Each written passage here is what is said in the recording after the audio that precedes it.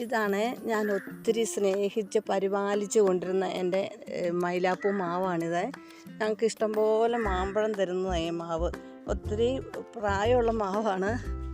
ഇനിയത്തെ കാലത്തൊന്നും ഇതുപോലത്തെ മാവൊന്നും ഇനി കാണാൻ പറ്റുമെന്ന് തോന്നുന്നില്ല. അതുപോലെ ഞാൻ സ്നേഹിച്ച് വളർത്തുന്ന ഒരു മാവാണിത്. ഇത് ഒത്തിരി നിറച്ചും പൂത്തതായിരുന്നേ. ഈ ഇടയ്ക്കത്തെ ഭയങ്കര മഴയത്ത്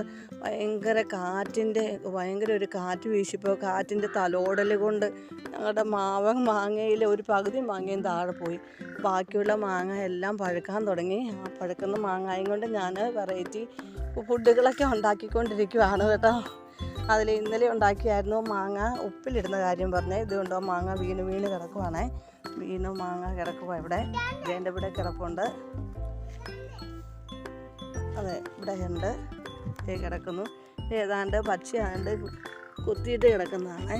ഇത് മാങ്ങ ഇവിടെയുണ്ട്.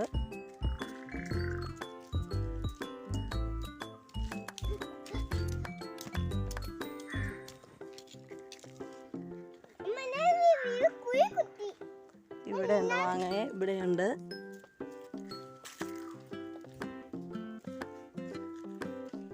കണ്ടോ എന്തൊരു ഭംഗി. നമ്മുടെ സ്വന്തമായിട്ടുള്ള മാവേലെ മാങ്ങ കിട്ടുമ്പോൾ നമുക്കൊരു ഭയങ്കര ഒരു സന്തോഷമാണ്. ഭയങ്കര സംതൃപ്തി സന്തോഷമെല്ലാം നമുക്ക് സ്വന്തമായിട്ട് ഇങ്ങനെ കിട്ടുമ്പോഴേ ഉള്ള സന്തോഷം എന്ന് പറഞ്ഞാൽ പറഞ്ഞറിയിക്കാൻ പറ്റത്തില്ല. ഇതിൻ്റെ ഇവിടെ താഴെ എല്ലാം കിടപ്പുണ്ട് മാങ്ങ. ഇതെല്ലാം പറക്കാൻ പോവുകയാണേ. ഒക്കെ കിടപ്പുണ്ടേ. താഴത്തെ തൊട്ടിയിലെല്ലാം കിടപ്പുണ്ട് മാങ്ങ. ഇതെല്ലാം പെറുക്കി കൊണ്ടുപോകുക. ഇവിടെ ഒരു മാങ്ങ കിടപ്പുണ്ട്.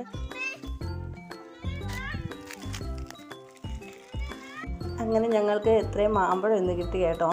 ഇന്ന് ഞാൻ കിട്ടിയ ഈ മാമ്പഴം കൊണ്ട് എൻ്റെ കൊച്ചുമോന് പൊന്നപ്പന് ജാം ഉണ്ടാക്കി തിന്നണമെന്ന് ഒരു ആഗ്രഹം. അതുകൊണ്ട് ഞാൻ ഇന്ന് പൊന്നപ്പന് ജാം ഉണ്ടാക്കി കൊടുക്കാൻ പോവുകയാണ് ഈ മാമ്പഴം കൊണ്ട്. അപ്പം നമുക്ക് ഒരു വിഷമുള്ളതൊന്നും അല്ലാതെ നല്ല സ്വന്തമായിട്ടുള്ള മാങ്ങ കൊണ്ട് ഉണ്ടാക്കുമ്പോൾ നമുക്കെന്തൊരു സന്തോഷമാണ്.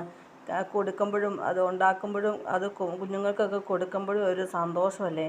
നമുക്ക് തന്നെ അങ്ങനെ ചെയ്യാൻ പറ്റിയില്ലോ എന്നോർത്ത്. അതുകൊണ്ട് ഞാൻ ഇച്ചിരി മാമ്പഴം കൊണ്ട് ജാം ഉണ്ടാക്കാൻ പോവുകയാണേ. അങ്ങനെ ഇന്ന് കിട്ടിയ മാമ്പഴം ഞാൻ തൊണ്ടൊക്കെ ചെത്തി റെഡിയായിട്ട് കൊണ്ടുവന്നിരിക്കുകയാണ് ജാം ഉണ്ടാക്കാനായിട്ട്. ഇനി ഇതിൻ്റെ ഈ മാങ്ങയുടെ മാംസളമായ ഭാഗം ചീകിയെടുത്ത് മിക്സിക്കകത്ത് അടിച്ചിട്ടാണ് ജാം ഉണ്ടാക്കുന്നത്. ഞാൻ ചീകി എടുത്തിട്ട് കൊണ്ടുവരാവേ. അങ്ങനെ ചീകിയെടുത്ത മാമ്പഴം ഞാൻ മിക്സിക്കകത്ത് അടിക്കാൻ പോവുകയാണ്. അങ്ങനെ മിക്സിക്കകത്ത് അടിച്ചെടുത്ത മാമ്പഴം ഞാനിത് ഉരുളിപ്പാത്രത്തിൻ്റെ അകത്ത് വെച്ച് ഇങ്ങനെ വെള്ളം വറ്റിച്ചുകൊണ്ടിരിക്കുകയാണ്. ഇപ്പം കുറച്ച് വെള്ളം വറ്റി. ഇനി ഞാനൊരു വലിയ ഉരുളിപ്പാത്രത്തിലാണ് ഇത് വെച്ചിരിക്കുന്നത്. കാരണം പഞ്ചസാര ഇട്ട് കഴിയുമ്പോഴത്തേക്ക് ഇത് പൊട്ടിത്തെറിക്കുമല്ലോ. അത് കാരണം പൊട്ടിത്തെറിച്ച് പുറത്തോട്ടെല്ലാം പോകും. അതുകൊണ്ട് ഇത് ഈ വലിയ പാത്രമാണെങ്കിൽ ആ പാത്രത്തിൻ്റെ അകത്ത് തന്നെ വീണ് നിന്നോളൂ. അതുകൊണ്ട് ഞാൻ വലിയൊരു പാത്രമാണ് എടുത്തിരിക്കുന്നത്. പിന്നെ ഇതിന് ആവശ്യത്തിന് പഞ്ചസാര ചേർക്കണം. ഞാനിപ്പോൾ ഇനിയിപ്പോൾ ഇത് പഞ്ചസാര ചേർക്കാറായി. ഇത്രയും കുറുകി വന്നതുകൊണ്ട് പഞ്ചസാര ചേർക്കാറായി. ഇപ്പോൾ ഞാനിതിന് ഈ കപ്പിന് 1 കപ്പ് പഞ്ചസാരയാണ് ചേർക്കുന്നത്.